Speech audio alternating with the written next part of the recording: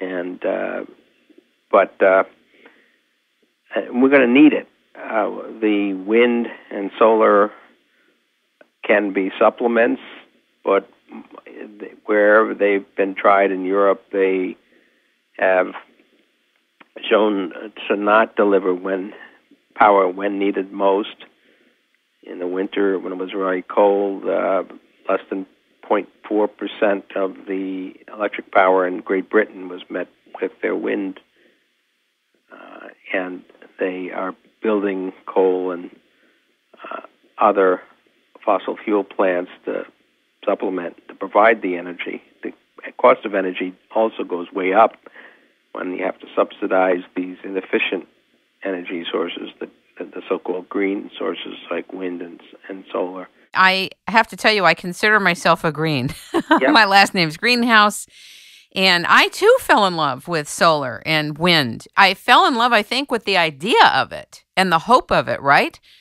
But when you look at the instability of the sun, when you look at the sun's activities, we can't really count on solar full-time. And we can't count on wind full-time, and I think you're right. We have to have something more integral as the mainstay. The wind and solar are supplements, as I said, and I've always been a fan of solar myself, but I always thought of it nice to have panels on the roof to help with building, heating the water that we use to shower and wash dishes and clothes with, and reducing as a result our energy bills. Wind is very inefficient.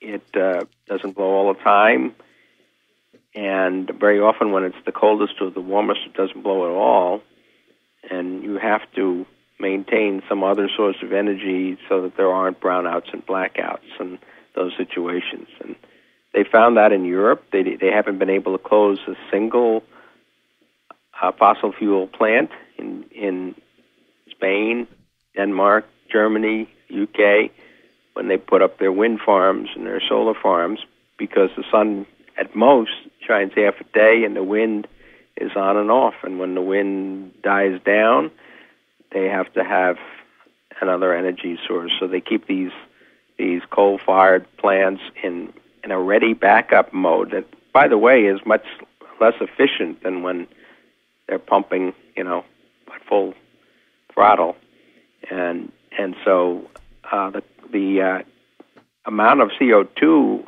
in the atmosphere actually has gone up in those countries, 30 to 50%. Is that really correct? Yes. For sure, verifiable. Yes, those are studies were done in Denmark and Germany. The CO2 levels rose with the alternatives.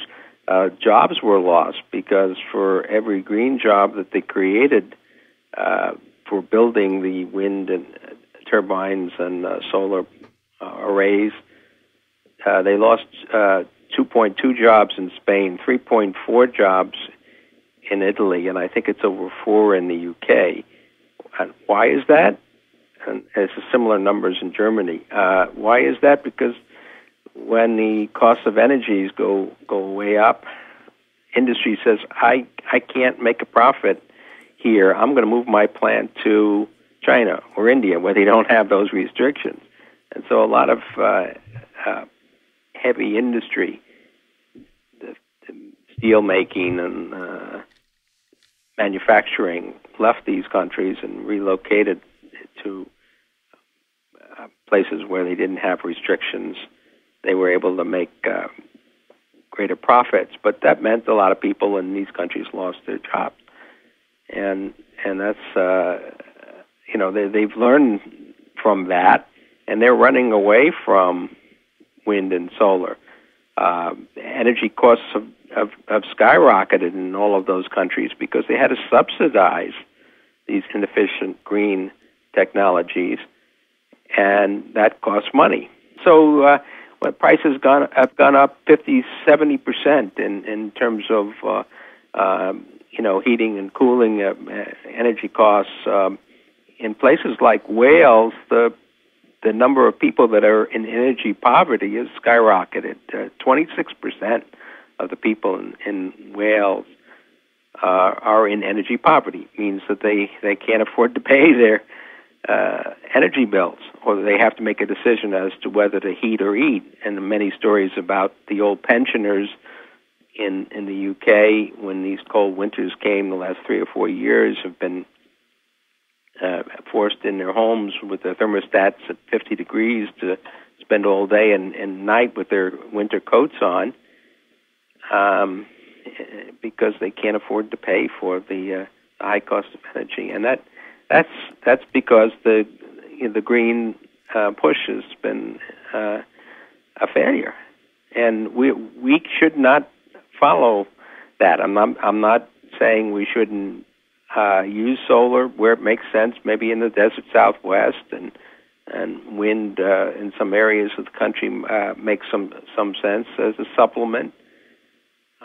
But we should take advantage of the clean natural gas and oil that is in the ground, and even coal. We do have the technology for clean conversion of coal to gas, natural gas, and or oil. I heard, and again, I'm not an expert and I don't know. I want to qualify that. I heard that the whole use of the term clean coal is a farce. Is it a farce in your view or not? I don't think it's a farce. I believe that there is, the technology is proven. There are clean coal plants in Montana, I believe, and also North Dakota. And they convert it to, they can convert it to natural gas and burn it. Most of the coal-fired plants have scrubbers and other, clean devices that clean the air, much as our cars. I remember it wasn't that many decades ago where you used to you drive your car and you get behind a bus or even a school bus or a truck. Terrible fumes. Oh, terrible fumes, and you'd be choking and you couldn't wait to pass them. And you had all of these old clunkers on the road, burning oil and other, and spewing out their pollutants into the air. And we've controlled a lot of that, catalytic converters and other clean burning, engines that, and most states require inspections so that if you don't meet standards, the car either has to be fixed or junked, and that's really helped. So our air is actually a lot cleaner than it was in a few decades ago in terms of these other pollutants, which I agree with you. I'm not for pollution, real pollution. I have asthma, so I don't do well in dirty air. But we don't have the problems we had before, and particulates too. Were another. When you can see it, it's a particulate matter. So I remember going to India 27 years ago, and I kid you not, the dirt and soot in the air was so bad. I was so violently sick with an infection within days of breathing in the air in Bombay. I couldn't believe it. I was so ill, and that was then.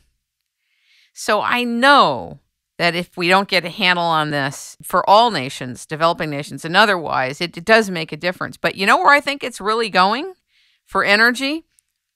I think if it's allowed, I preface this with allowed and empowered, I think we're going to get to a point where we are using magnetics to power everything.